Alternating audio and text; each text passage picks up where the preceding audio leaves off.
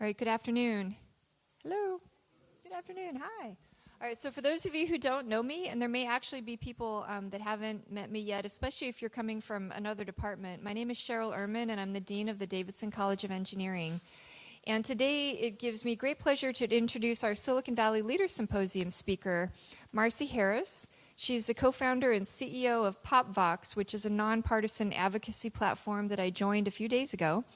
And it connects people with their lawmakers. And I met Marcy at a forum on gender in tech, and I believe it was about a year ago, and it was put on by Ro Khanna, who is the U.S. House of Representatives member that I believe represents where San Jose State is, but I'm not sure because my member is Anna Eshoo, and I'm just so excited after 22 years in the District of Columbia to have voting representation again. But in any case, I saw Marcy be part of a panel there, and I invited her to come and be a part of our series. So just a little bit about her background. She received a BA in International Relations from Franklin College in Lugano, Switzerland, and then a JD from the University of Memphis, and then a degree which is called an LLM, which is like a Master's of Law, from the American University Washington College of Law in Washington, D.C. In 2004, she was the Tornado Recovery Coordinator for the town of Jackson, Tennessee.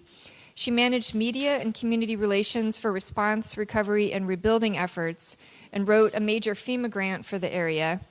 From 2007 to 2010, she worked in the U.S. House of Representatives covering tax, trade, and health for a senior Ways and Means member. She co-founded PopVox in 2010, which went on to win the social media category in the 2011 South by Southwest BizSpark Accelerator Startup Competition. Ms. Harris has been named one of Fast Company magazine's top 100 most creative people in business, one of Washingtonian magazine's Tech Titans, and is a Technology and Democracy Fellow at Harvard Kennedy School of Government's Ash Center for a New America, California. So she also serves as an advisor for Vote Run Lead, a national nonpartisan organization that prepares women to run for office through training, technology, and community. So once again, please help me welcome Marcy Harris.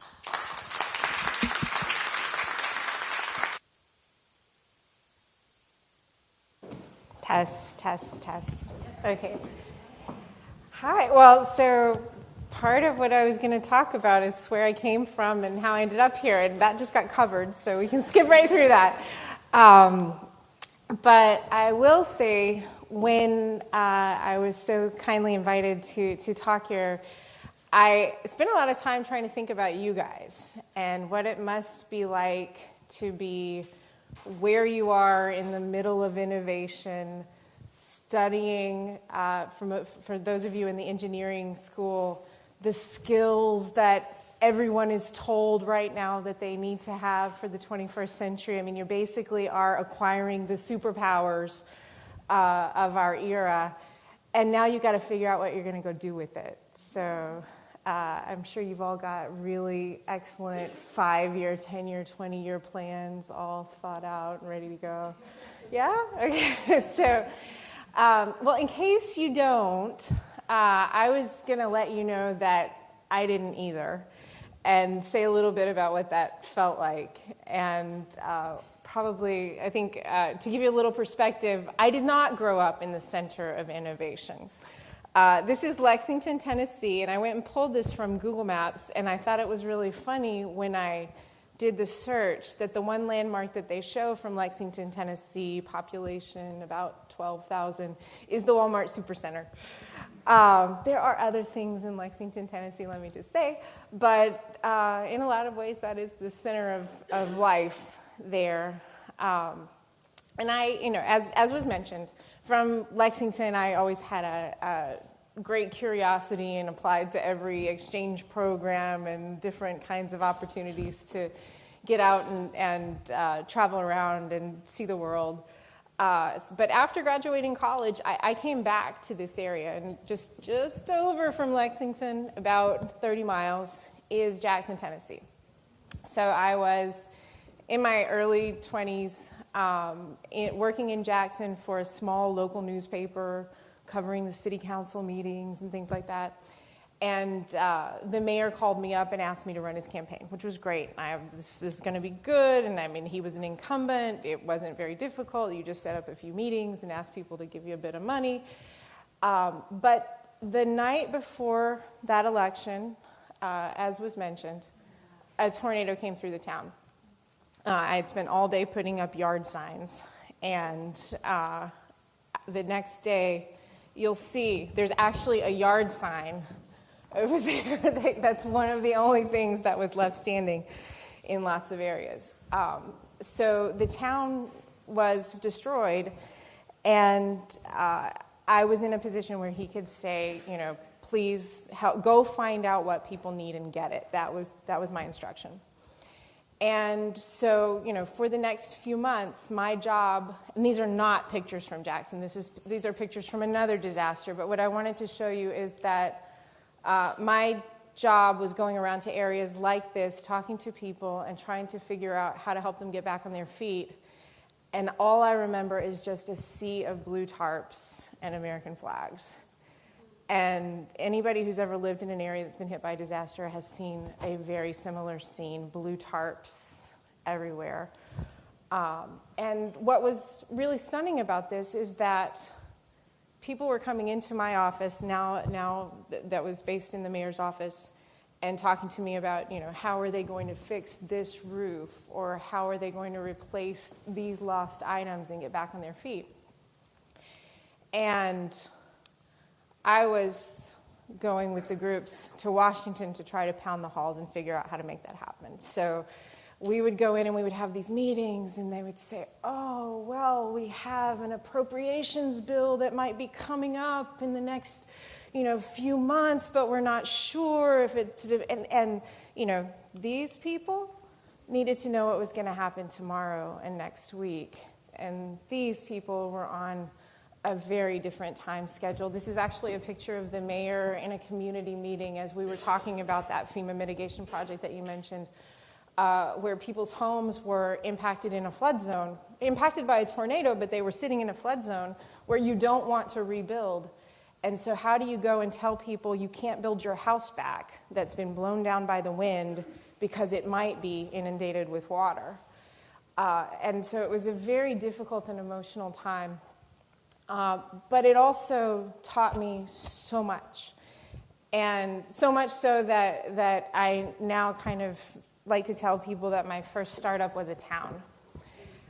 And I mean that really seriously. So this is an example of what happened kind of after that emergency stage, when you're trying to figure out how do you get food, how do you get those tarps up, how do you get people to safety.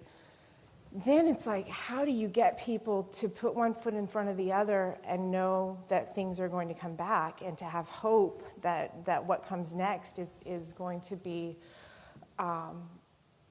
worth staying downtown in a historic area, or worth rebuilding in a neighborhood that looks completely bombed out right now.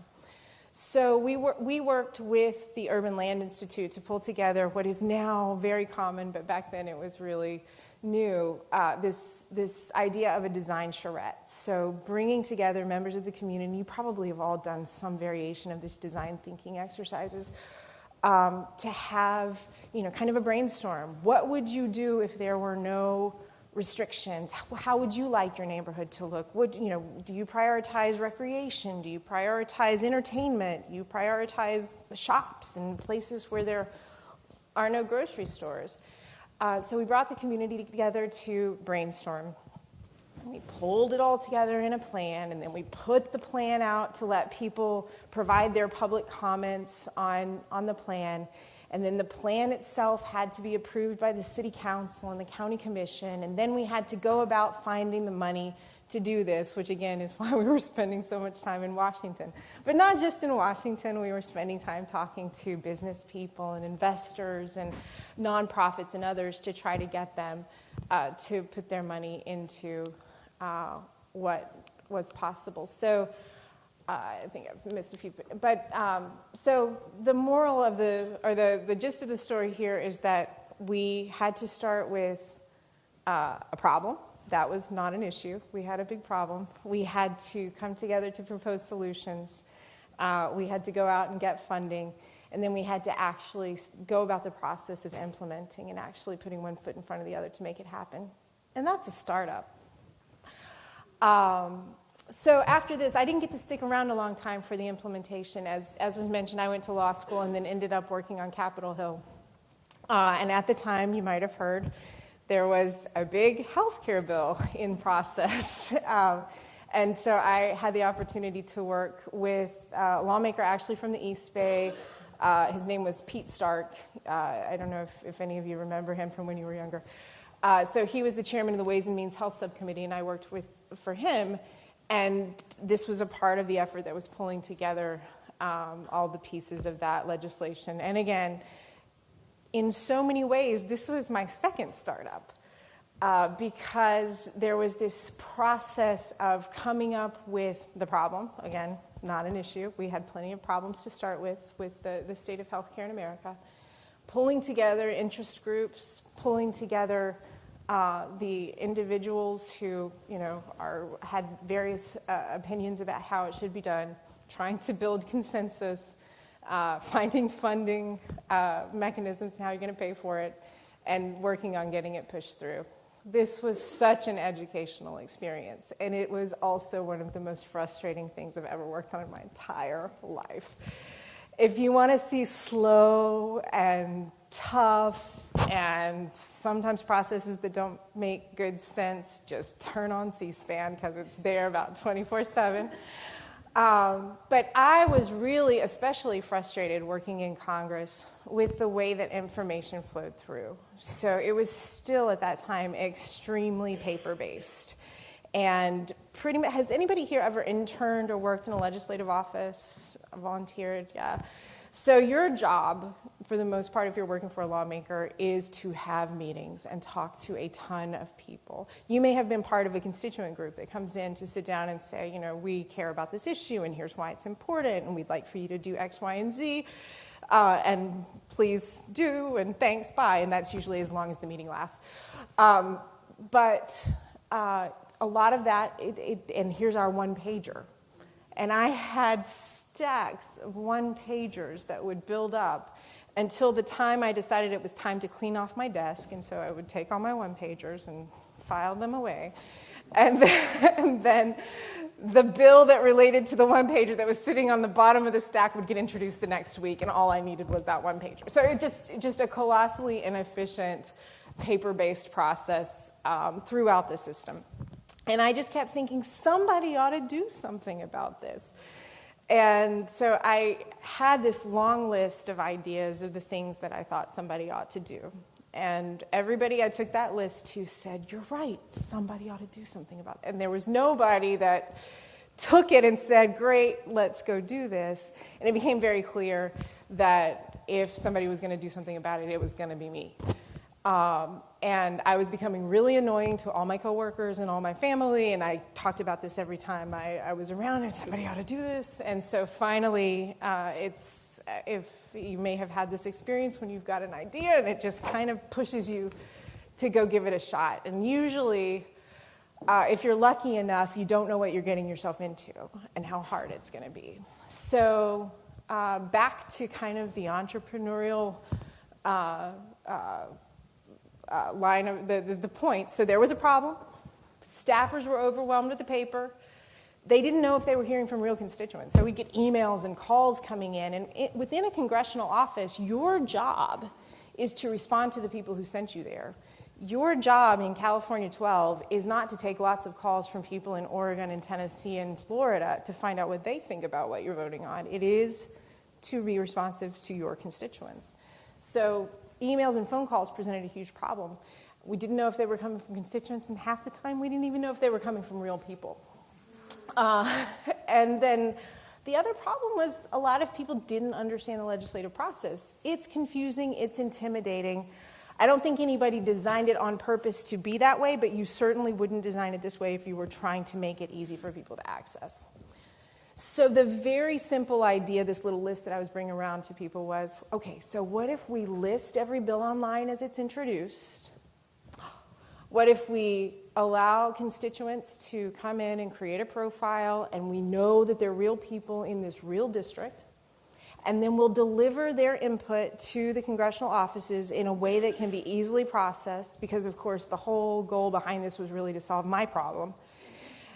And let's make the whole process transparent. So ideally, the public can see what Congress is hearing, because Congress hears some crazy stuff sometimes.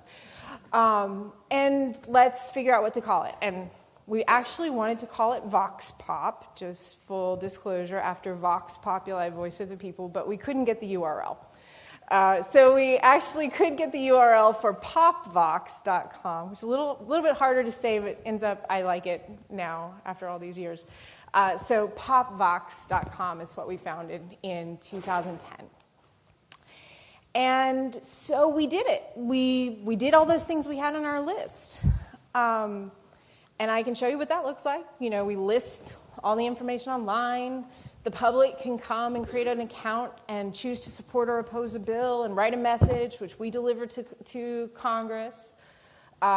Here's what your constituent profile looks like. You come in, you see your lawmakers, you can see what they've been doing, what bills they've co-sponsored, and you can see on your dashboard your history of the messages that you've sent to Congress. And stakeholders, these organizations that were coming in with the one-pagers, can actually go to PopVox and create a profile and do their version of a one-pager for bills to support or oppose by posting their positions on the site that, again, the public has access to see. So this was great. We did it. We built it. We solved one problem, and then we found like 15,000 other problems that needed to be solved. So basically, since 2011 and 12, and getting like 1.0 up there, we've lived in this world of trying to like whack-a-mole address the myriad problems that come up. And I'll tell you, there's a cohort of people out there who started in about 2010, 2011 with great ideas and lots of optimism and idealism and thought, we're going to apply technology to politics and it's going to be great. And we haven't fixed it yet. And we're all feeling, to a certain degree, the reality of that idealism kind of being hit with a whole lot of reality and bad actors and consequences we didn't think about, but also still very convinced that these kinds of tools and projects need to exist and will get better and better over the years. So some of these things that we're starting to tweak, for example, is lawmakers. One of the things, we've been working with a researcher from UC Irvine, and she found that one of the things that staffers and lawmakers are getting super upset about right now is that they get tons of constituent input in that doesn't have anything to do with the position that they're taking on the bill. So you could be a supporter of a bill, a co-sponsor of a bill, in there writing it and pushing it forward, and you may have letters from your constituents saying, you dirty dog, how come you don't support this bill? And it's like, well, maybe we need a better way for constituents to actually understand where lawmakers stand so that they can write a more educated message when they're advocating about it. So that's coming soon. Also, stakeholders will be able to create posts. One of the things that we're hearing from lawmakers and stakeholders and others is they're trying to use legacy social media to transmit this kind of information. The problem is legacy social media, your Instagram, your Facebook, your others, is optimized for attention, is optimized for engagement. So while you might be somewhat interested in the resolution that just was considered by the Senate today, and it would be really great for you to see how that shook out and where your lawmaker stood, it's probably not going to be the thing that you're like sharing and commenting on all over the place. It doesn't mean it doesn't need to be in your feed. It doesn't mean that you don't need to see it. But if the way that the algorithm decides what to show you is how many thousand people have clicked on this and shared it and loved it, that's probably not going to be what shows up first. So it's really becoming apparent that there needs to be another way to access this information. So as of this year, that's what we're really working with lawmakers on, to allow them to make these posts. They get displayed to their constituents. Anybody can view it. Only constituents can interact. We're calling it an observable social network. It's kind of a glass wall. And so that's in the test phase with the federal lawmakers. But one of the things that we found as we released this to federal lawmakers is this geographic constraint to allow just constituents to interact with these posts actually is going to work at the state and local level too. So part of what we're going to be doing this year is a few pilot programs to launch some local sites around the country and try to see how this works out at the local level. Speaking of new problems to solve, so these are the ones that have really kind of gotten our attention over the past few years as a result of lots of things, but the withering of local journalism is having impacts that many of us, I think, did not see coming. And a lot of that came from just changing models and more digital advertising money going to digital platforms. Some of it came to the way that digital platforms prioritize content so that local media can't get distributed. But it's feeding these other problems of declining trust and a declining sense of civic efficacy. And it's exacerbating the fact that the journalistic resources out there are kind of not increasing participation from a broader audience. So it's really a problem around the country. I know we still got the Mercury News around here, but in lots of small towns around the country, it has real impacts, including that when these local newspapers close, nobody's watching. So if nobody's in your town council as you're deciding what your bond rate is, what loan you're going to accept or what financial decisions you're going to make, you pay a higher interest rate.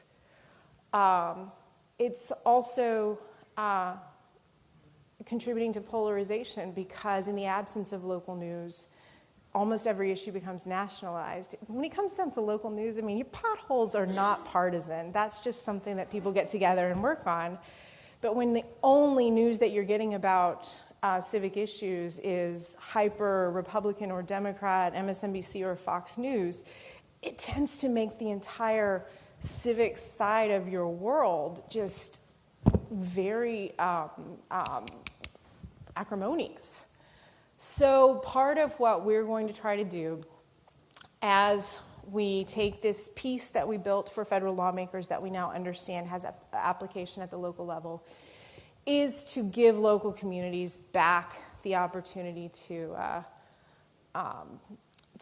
have a network that is specifically for local governance and local civic issues. So this is coming, and these are the kinds of use cases, kind of back to that question of what is the problem you're trying to solve. So these are the very real use cases of what we're trying to solve. So for a city council representative, we have a public comment period in our regular meetings, but the only people who show up are those who are against whatever is under consideration. We need a way for regular residents who are busy with jobs and school and families to weigh in on proposals without having to show up in person. How many of you show up to city council meetings? Yeah, you have lives. I know. Okay. but it's rare. And so, we get better policy when more people can be a part of the process. Another county commission secretary said, we don't have a system for notifying the public about meetings or issues. We just send the announcements to our regular media list and we post it on the website. And how many of you are subscribed to the website of your county commission so that you get these updates? Yeah, no, nobody is. The resident, okay, I'll admit this is me. I just moved here, so I didn't even know how it all works or who my representatives are. The election's coming up, and I have no idea who cares about what I care about and if they're doing a good job. That was me when I moved to Redwood City. I'm like, do we have districts? I don't even know if we have districts. Where do you find this stuff out? It's way too hard. So the goal with local is to let you as the constituent come in, put your address in one time, and give you the vertical up and down of who represents you at the school board, the local, the state, the federal, et cetera, and for you to get updates that relate to you. I know you're probably not going to visit it as much as you visit Instagram. That's okay. It just needs to be there so that you can get to it when you need it.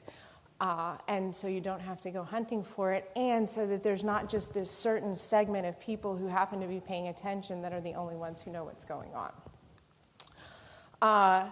One additional piece of this that is a little bit about me coming full circle is that we're going to incorporate into the local platform the opportunity for political science students or retired journalists or really engaged and excited citizens to go and claim a public meeting that they want to cover. So in a lot of these news deserts, and this is kind of back to the Lexington, Tennessees of the world, nobody shows up to those city council meetings or the school board meetings or, heaven forbid, the waste management district meeting. And so if a citizen journalist could say, I'm going to cover that meeting, here's the template, I'm going to say who showed up, what they voted on, what was decided. This is not for you to go do like investigative journalism of your mayor and request his tax returns or whatever. But it's really to start to standardize the ability for citizens who are in some cases already paying attention to help their fellow residents know what's going on. And we've gotten a lot of interest in this from existing news sources that say, that would be fantastic. We don't have the resources to go to all of these public meetings, but we can look at the reports that come in from the citizen journalists. And if something rises up and it's like, hey, how come Parsons, Tennessee is paying a higher rate than like everybody else in the surrounding counties, we can go and investigate and ask who negotiated this contract and can we see a copy of it? So in a way, it begins to empower the journalists that have survived to have greater reach. So we're really excited about this and hope to partner with Report for America, which places fellows in newsrooms around the country. So I talked a little bit about the network, the observable network that makes this possible. We're working with some researchers originally out of MIT and actually now the guy is at Olin College, who has done a lot of work on building civic technology and designing civic technology for civic empowerment, for civic efficacy.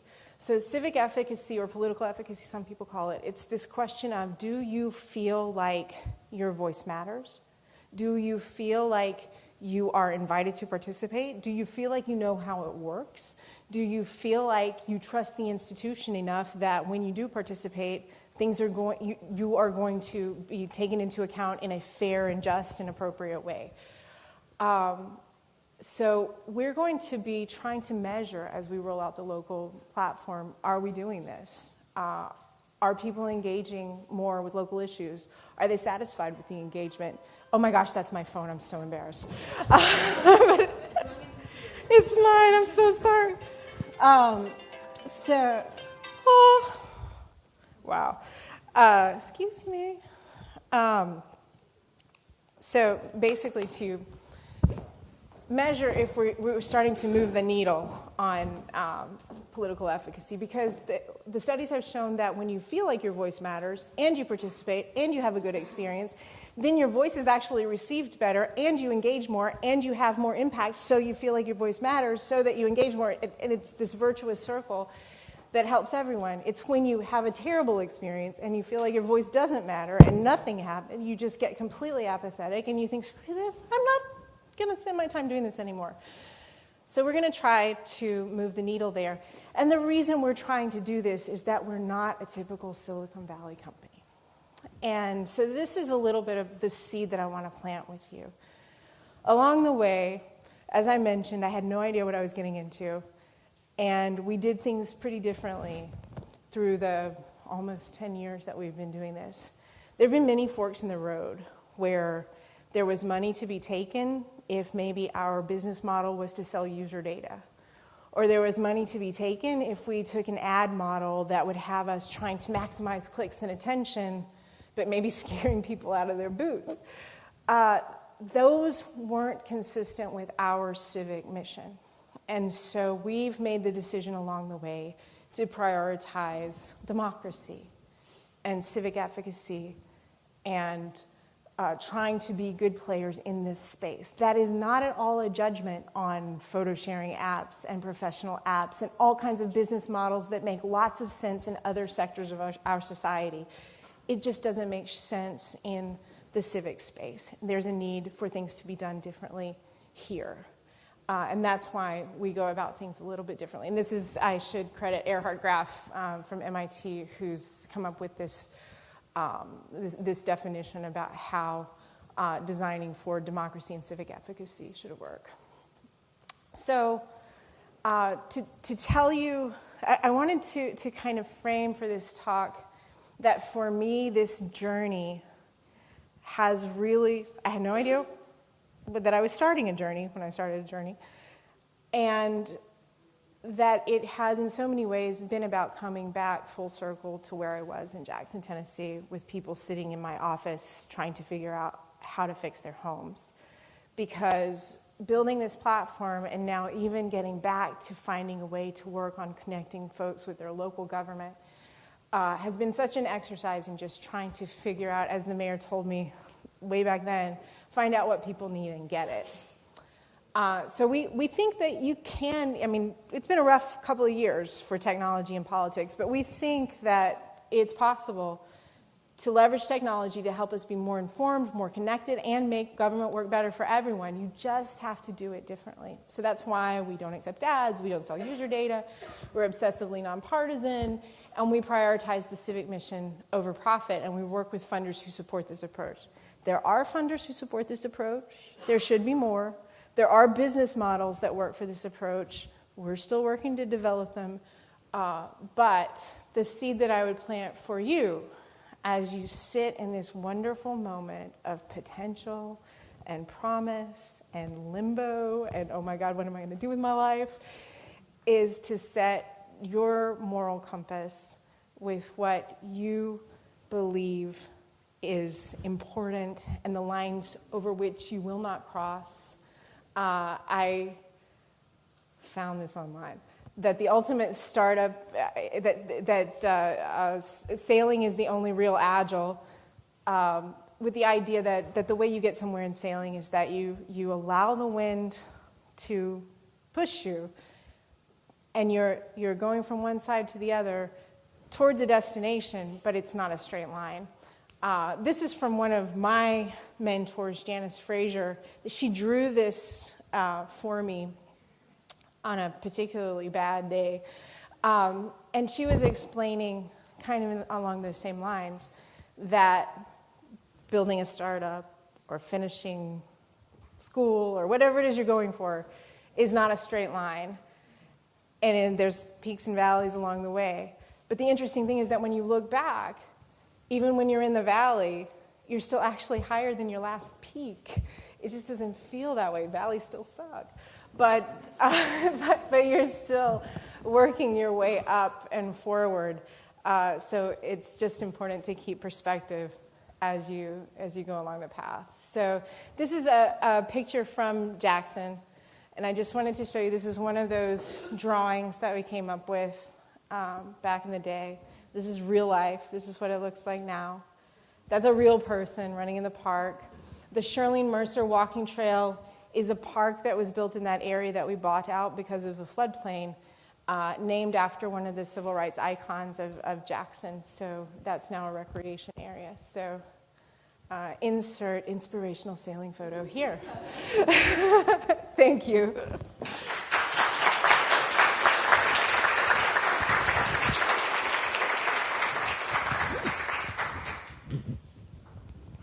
All right, so I'm sure there's questions from the audience. We've got 2 mics, so if you don't mind just raising your hand and then wait until one of us runs a mic in your direction.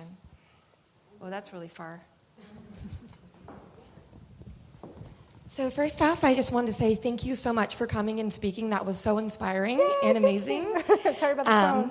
In terms of all these obstacles that you've been talking about, what is the biggest obstacle or challenge that you faced, and how did you overcome it? It's a good question, and I'm going to give you a really boring answer. It's money. So right now, choosing to take a path that's not the typical path and choosing to do things a little bit differently than, say, Startup 101 that you're going to hear in every meetup up and down the 101 is tough because there aren't patterns for it, and so that is the scary part. But also I have to say, when we first started, I thought we were a normal startup. I thought we were a VC fund. So, you mentioned us going to South by Southwest.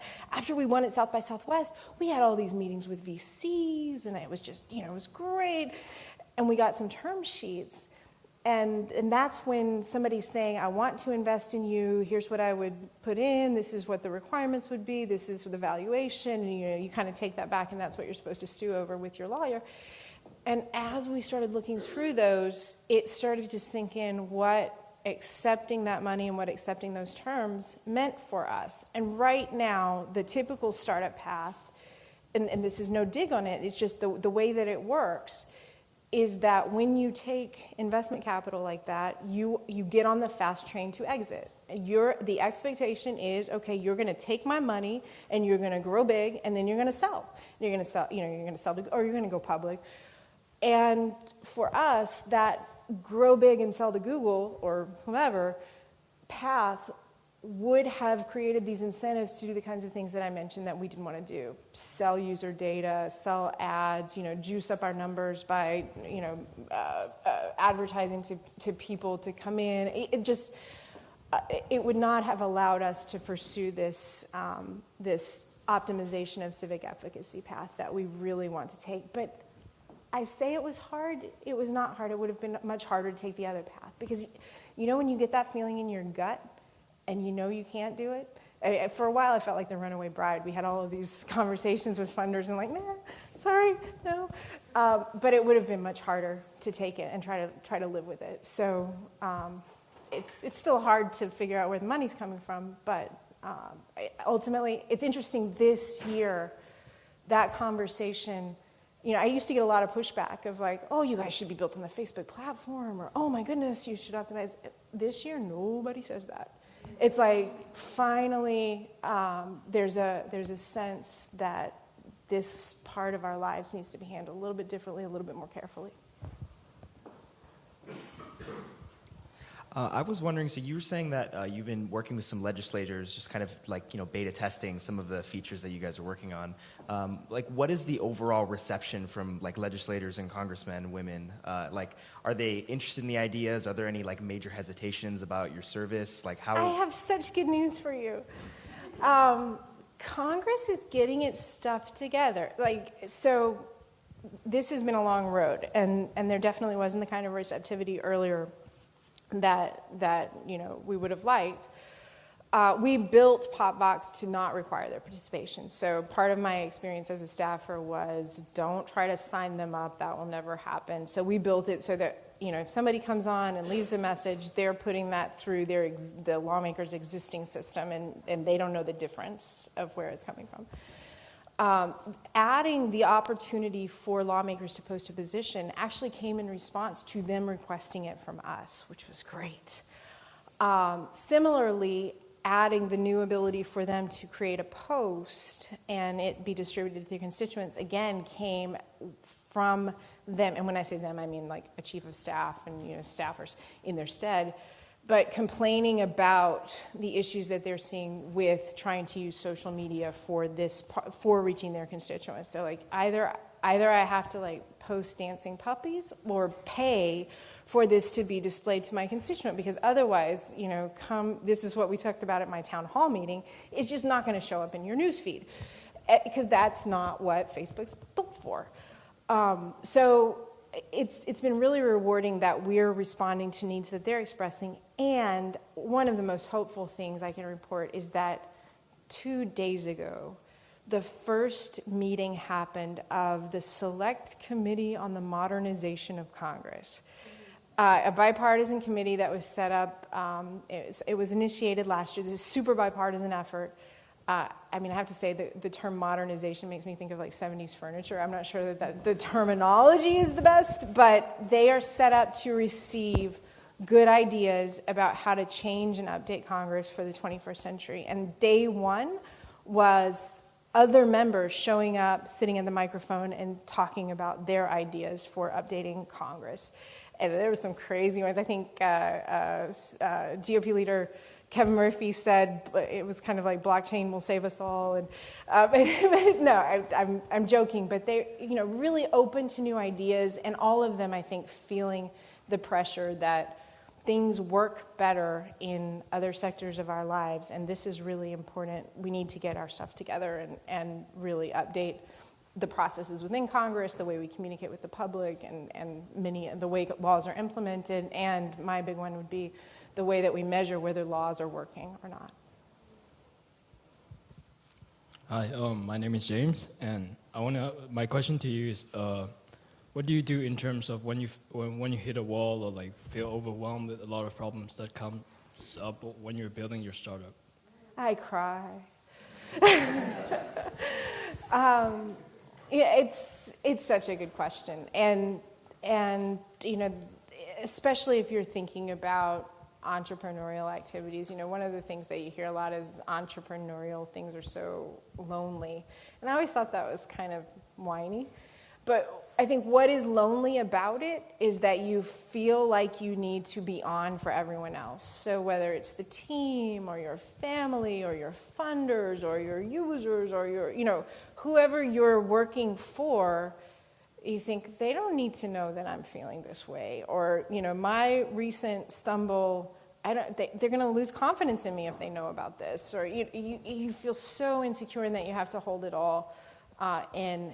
And that's where having a peer support group, I think, is so important. I stumbled a few years ago into just the coolest online Google group of lady tech women who support each other and whine about many things and share tips about hiring and funding and valuation and just finding that group that will support you, that is not on your team, is not part of your team, but is kind of at your level on another team or in another organization, I think is super important. Even as a student, I think, maybe you have, whether it's classmates or people at other schools, but people who can catch you when you fall, because we all do. And then somebody to draw you a beautiful diagram that shows you, how it's all going to work out.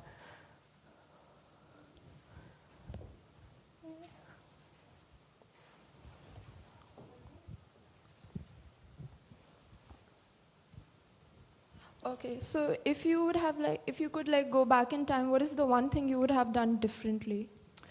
Oh, it's a good question. This is my mother, but she drilled into me how much everything happens for a reason. So as soon as something happens, even if it's just terrible, I go about telling myself why it was the perfect thing to happen. So I almost can't rewrite that. But there have been, I think, the one thing that I am appreciative for having learned, but I will say I've learned the hard way, is how to pick your battles. Because when you're so passionate about something, and especially when you're young, you just, some things can just make you crazy. And you can be absolutely right, and still getting super upset about it is not the best way to handle it. And that was a really tough lesson to learn, and it's only by looking back at a few places where I probably shouldn't have gotten super upset that I realized that that's the case. And that is the one thing that I can say I honestly do feel with maturity, that I'm not going to send that email just now, or I'm going to sleep on this decision, or maybe I shouldn't call that person back right now. I am so mad. It just, that has been a really good thing. I wish I'd learned that earlier, for sure.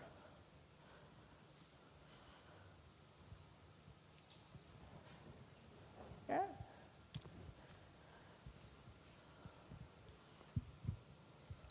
First of all, just kudos to you having this thing running for so long. Thanks. I don't know how exactly you make money, or if your company does make money. And I should actually tell you how that happens, because it's important. Okay, yeah. Cool. Well, one, you can do that, and then two, I love this, but I think that there's. I love the citizen journalism, but I feel like an app like this, if you could combine this with the things that Steve Ballmer is doing with his, I forget what his website is called. Facts. Yeah, but getting all this disparate data and somehow crunching the numbers, and you sign in, you're looking at your district, you find oh my God, we're spending 3 times as much money on this as some other district down the road for, whatever that may be, if it's your garbage or whatever. I feel like that's like the holy grail of just informed citizenry. Absolutely. Is that something Steve you're Ballmer, working if you're towards? listening. So is that Absolutely. something you're working for as well? Well, yes, and so right now the world of public information and data is awful. I mean, it is, every tiny little jurisdiction does it differently, even within the federal government, like lining up what happens in OSHA versus Department of Defense versus it's madness. And so the federal government is doing its own, like trying to get its data to sync up, starting to attach to some federal grants that come down through the states and eventually to the local requirements that they start to standardize the data. But right now, a whole lot of the work that happens on the civic tech and public and open government side of things is turning PDFs into data. It's crazy. But absolutely, the holy grail, and I think what everybody knows should exist and what gives me I get very excited about is the opportunity down the road to potentially one day see what are all the school boards in the country voting on this week. Gosh, wouldn't that be interesting? Like, how much are all the school boards in the country paying for their history textbook right now? Like, wouldn't that be interesting? There's so much efficiency to come out of pulling that data into a place. And so we feel like the platform right now is really just like, camel's nose under the tent to even establish a place where data like that could be, or information and data and constituent input could start to be shared. But yes, absolutely, this is not something that any one platform will do, and they've done a masterful job with USA Facts. And it's so neat that was just like this should exist in the world, I'm going to go build it kind of initiative. Also really awesome to have a few bazillion dollars sitting there when you have that feeling, but yeah. Sorry, I just wanted to add, do you think that's something that can only be solved with legislation, kind of making everybody have the same template?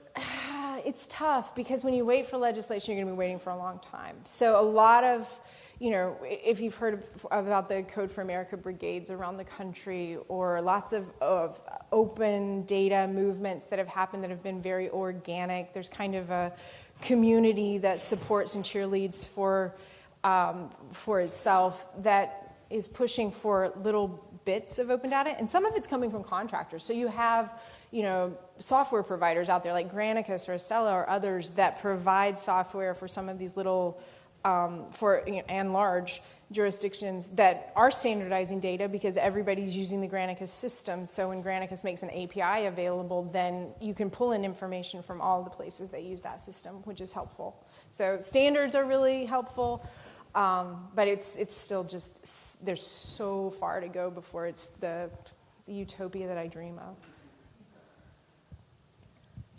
I just wanted to say it's so nice to see people championing for political efficacy, especially at a local level, because I think it starts there literally. Yeah. So thank you for doing that. It's really wonderful to see. But I guess my question would be if it starts to move, and hopefully it does up to that state and federal level, do you expect to see PopVox be this catalyst for bipartisan media and journalism and what we get in the news? Because that would be just fantastic. If that's the revolution that we're going towards, Yeah. that would be fantastic. Well, I do think there's a lot of, I love your question. There's a lot of kind of rebuilding of civic infrastructure that used to exist that has been hollowed out in the local journalism. The beat report. When I was working on the tornado stuff, so actually 2 weeks ago, I called and had a really long nostalgic conversation with the reporter who worked for our local newspaper during the tornado, and he was tough on me at the time. We had some moments, but he was amazing, and he covered everything, and he knew as well as I did everything that was going on with the tornado recovery. And he and I talked about this problem of nobody's sitting in the city council seats and nobody's covering this stuff, and what that means for citizens. What they don't know the good that's going on, and when people are acting in their interest, they don't know the really bad stuff that's going on. And there's just it's like it's like losing a limb or something. I mean, it's hurting us in other ways. So I think our initial hope is that by just providing a new place for some of that to potentially get rebuilt, maybe we make it possible for other things to happen. So there are a lot of little news sites out there that kind of exist virtually. Maybe we give them another distribution channel that they don't have to pay for. And so they get more viewers, and people are actually going to their site and clicking on their ads, because ads are great on that site. And they're being able to sustain because we were helping to drive traffic there. That would be amazing. So I guess all of that to say, I don't think we're going to do it, but potentially we can facilitate some of the growth that then, that's the goal of being a platform, is that people can come and say, oh, well, if you guys built an API, I could pipe in all of the, votes that are coming through, and nobody's even going to have to enter that information. And we'll be like, okay, we'll build an API.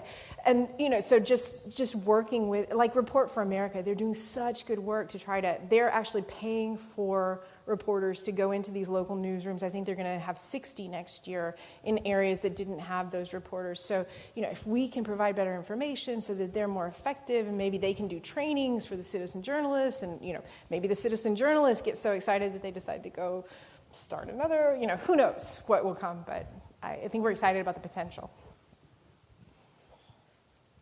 All right, I actually had a question to follow up on that. I just have to say, I'll just put it out there, I'm not incredibly optimistic about nonpartisan citizen journalists, because I think that we've spent so many of the recent years living in our echo chambers, Yes. and I feel like, maybe after a month of re-education camp somewhere in Costa Rica, maybe I could, with no access to anything whatsoever, Yeah. right? And then, serious training, because journalism is a professional Absolutely. training with a code of ethics, et cetera. Absolutely. So I'm just wondering, if you create what you create, how will you be doing the monitoring? So, yes, it's a very good point, and something that I've talked a lot with journalist friends about. So the idea is that there's a really strict template for the citizen journalist to come in and say, this was the meeting at this time, here's the link to the transcript of the video, these people showed up, these were the questions asked, this is what got voted on, this was the outcome. So like a super tight template that, again, you may still have some rogue actors that then would go through an editor before being posted, that would kind of check off on it. So there would be an editing step, but the goal with, again, this is a really modest endeavor of just getting the information in. Where there would actually be reporting on it would be if, say, someone at a local newspaper was able to look through the various reports that people were filing and see where there might be something that needed, an interview or something that would provide a little bit more qualitative information about it. This more... But yes, Okay. And this is why we'll be piloting, because if it gets crazy, it may be that we just say we don't have the resources to manage this, and so we've got to focus somewhere else. So that's the reason to start small, at least initially. Okay, yeah, that sounds great. We have time for one or two more questions. We've got one at least. Hi. Hi. Congratulations on your success. And my question is, did you get any criticism from either side of the platforms? Both, which made us feel like we were fine. Awesome. Yeah. So like you saw, I worked on the health reform bill, and when we first launched PopVox, the bill that had the most activity was the bill to reform the health reform bill, and with the most people saying they wanted to reform the health reform bill. And so I always felt like, okay, good. This is like my bipartisan cred. But yes, so walking the line of neutrality is really tough, especially now, I have to say, because there are certain things that are like basic civic, like everybody should be able to vote. Everybody who's qualified should be able to vote. That should not be a partisan statement, but there are, certain places where that could be twisted into being a partisan statement. So it's a really tough line to walk. I mean, for us, we don't produce a lot of content. The only content that we produce is a morning email that just has headlines of what's going on in Congress. And then other than that, we're pulling public information. Here are the bills. Here's, this organization is posting what they say about it. So we're not producing content. We're just a platform. We're like a road. We don't tell people which way to drive. We just provide the concrete. Thank you. All right. Since you're coming to the lunch, right, so maybe what we could do is we could wrap it up, and then we've got a few minutes if folks want to come down and ask Marcia a more quiet question. But for now, let's just give her a big round of thanks.